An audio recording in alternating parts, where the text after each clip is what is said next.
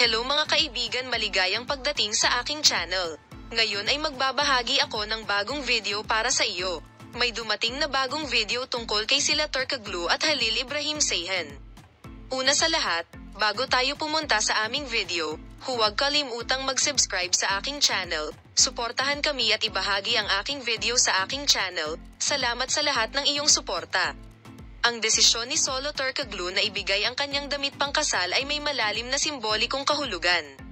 Ang damit pangkasal ay sumisimbolo hindi lamang sa pagdiriwang ng pag-ibig, kundi pati na rin sa debosyon na ibinabahagi nila ng kanyang kapareha. Ang pagpili niya ng damit ay refleksyon ng personal na estilo, mga pangarap at mithiin, at ang pagpili niya ay nagmamarka ng isang nakaaantig na milestone sa daan patungo sa kasal. Ang pagbilis ng paghahanda sa kasal pagkatapos mabili ang damit pangkasal ay nagsasabi ng maraming tungkol sa kaguluhan at debosyon ni sila Turkoglu.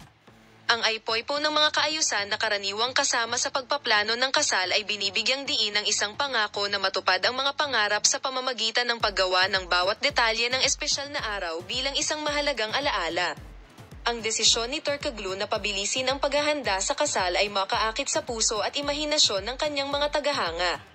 Ang balita ay sumasalamin sa mga taong pinahahalagahan ang pagiging napapanahon ng kanilang mga kwento ng pag-ibig at ang mahika ng makita ang dalawang tao na nagsimula sa isang pinagsasaluhang paglalakbay ng pagkakaisa at pagkakaibigan.